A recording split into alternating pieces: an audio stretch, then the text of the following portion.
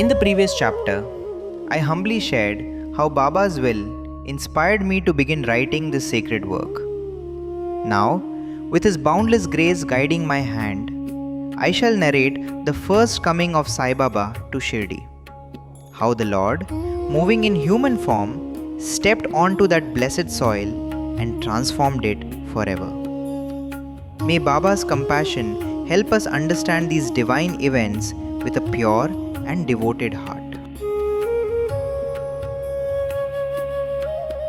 In times when righteousness declines and people forget the true path, God sends saints to guide the world back to Dharma.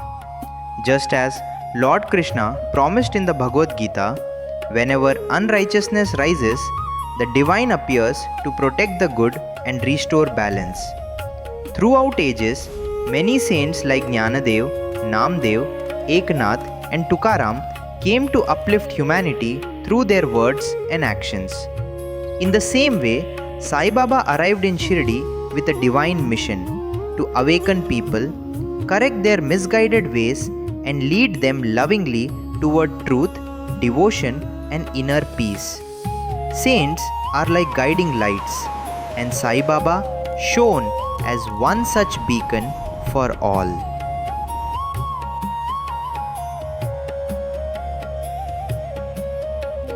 Shirdi, located in the Ahmednagar district near the sacred Godavari river, is one of the blessed holy places of Maharashtra.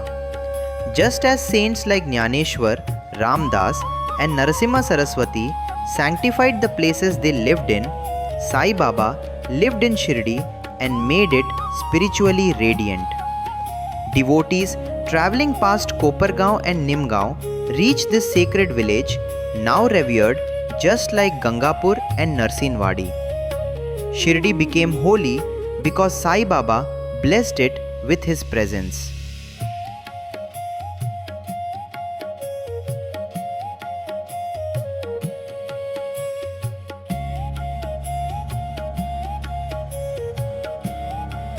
Sai Baba was a divine soul who lifted Shirdi to greatness.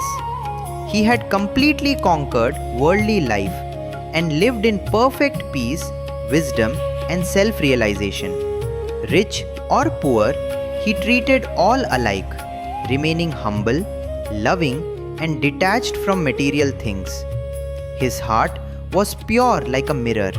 His words were sweet like nectar, and the name of God was always on his lips. Though he moved freely among all kinds of people, his mind remained steady in deep inner samadhi. Shirdi became holy because Sai Baba lived there, just as Alandi became sacred through Jnaneshwar and Paithan through Eknath. Devotees felt that seeing Baba was like doing yoga. Listening to him washed away sins. Touching his feet brought purity. And receiving his Udi was like receiving divine grace. To his devotees, Baba was Krishna, Rama and the Supreme Brahman itself. Always calm, blissful and beyond all opposites. His fame spread across India and thousands came for his darshan, finding instant peace and joy in his presence.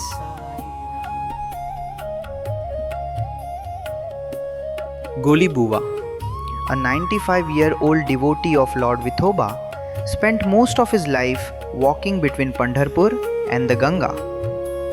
Every year, during his long pilgrimage, he visited Shirdi, because in Sai Baba, he saw something divine. Whenever Goli Buva looked at Baba, his heart overflowed. He would fold his hands and whisper, This is none other than Pandharinath Vital himself, the merciful Lord of the poor. Goli Buva had travelled to Pandharpur countless times, seen Vithoba in every form. Yet, he declared with certainty, Sai Baba is Vithoba incarnate. I have no doubt. Such was his faith. born from years of devotion and the divine presence he felt in Shirdi.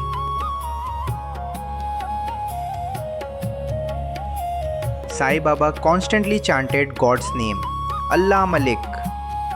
He loved Namasmarna and once instructed Kaka Sahib Dikshit to perform a Namasaptaha, chanting God's name for 7 days. Baba, I will do the Namasaptaha only if you assure me that Vittal will appear. Vittal will certainly appear, but the devotee must be earnest and devout. Why go far to find Vittal? Pandharpur's Vittal, Dwarka's Ranchod. We are all here in Shirdi itself. When the heart bursts with love, Vittal manifests. After the 7 days of Namasaptaha, Kaka Sahib finished his bath and sat in meditation.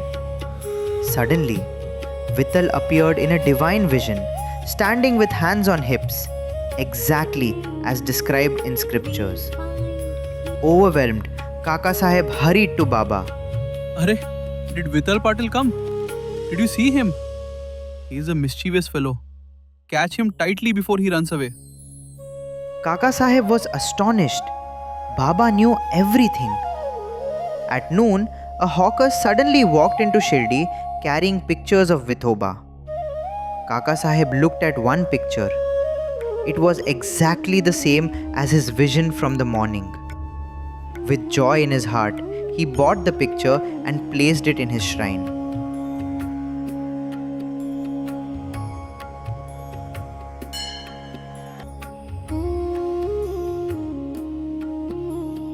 Bhagwantrao Kshirsagar came to Shirdi without devotion, having abandoned his father's beloved worship of Lord Vithoba. But Baba, who remembered his father deeply, immediately revealed the truth. Baba looked at Bhagwantrao the moment he arrived. Arey, his father was my friend. Bhagwantrao stood shocked. Baba had never met him before, yet spoke as if he knew everything. He stopped going to Pandharpur. He even stopped the worship at home. He never offered Naivedya. He starved Vittal. And he starved me as well. So I dragged him here. I shall change him now and set him again on the path of worship. In that moment, Bhagwantrao felt his heart melt. The forgotten devotion awakened within him, renewed by Baba's compassion.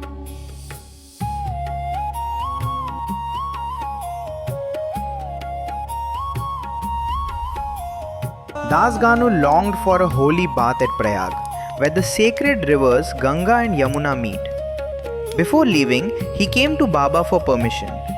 But Baba, with his infinite compassion, smiled and said that Prayag was right here at his feet. Trusting Baba's words, Das Ganu bowed down, and at that divine moment, 2 streams of holy water like the Ganga and Yamuna flowed from Baba's feet. Das Ganu was filled with devotion, tears rolling down his cheeks. His heart overflowed and a song of praise to Baba arose from deep within.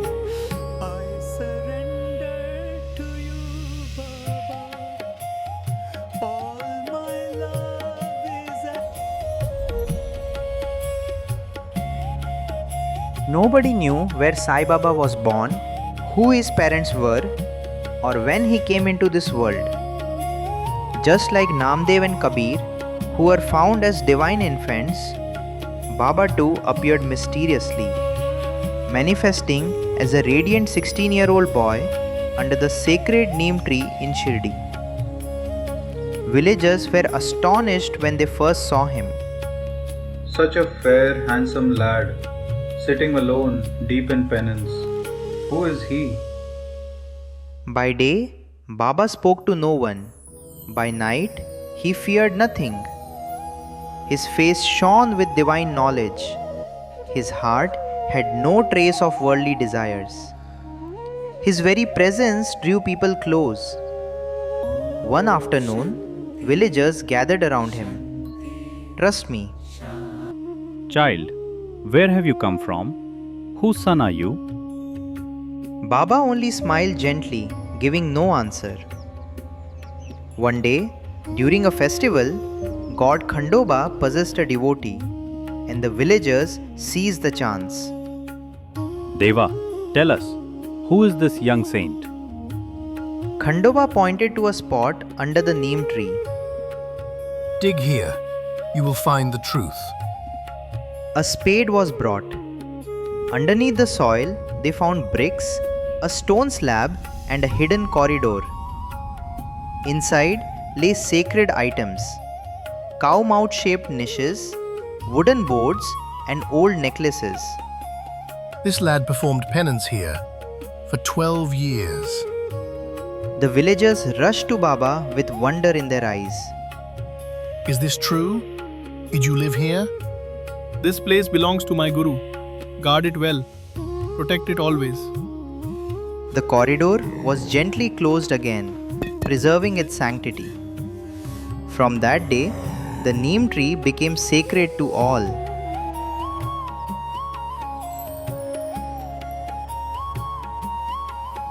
Baba often sat beneath it, absorbed in meditation. Devotees like Mhala Sapati would bow before the spot, believing it to be the holy resting place of Baba's Guru. Thus began the divine story of Sai Baba, a mysterious young saint full of Brahman knowledge, appearing in Shirdi for the upliftment of the world.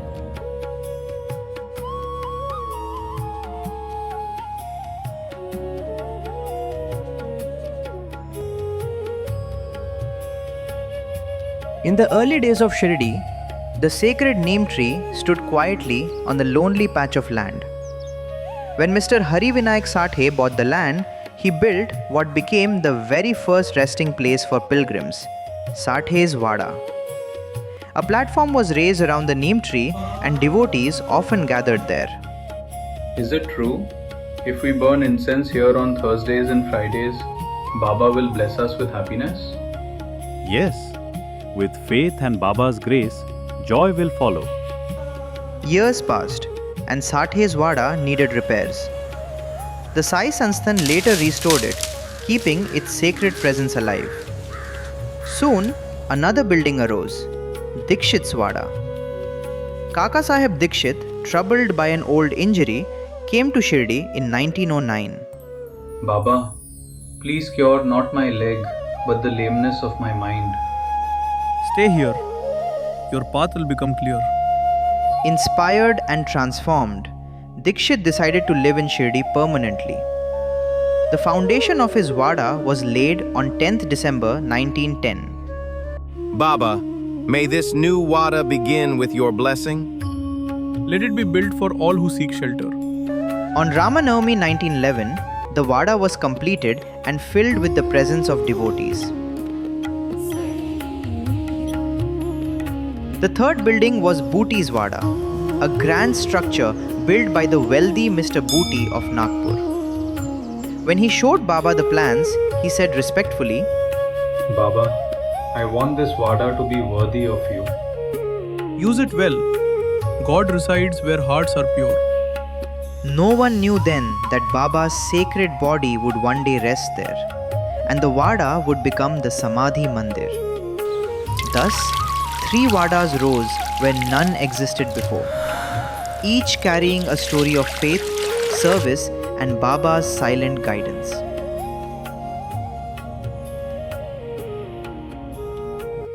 Bow to Shri Sai. Peace be to all.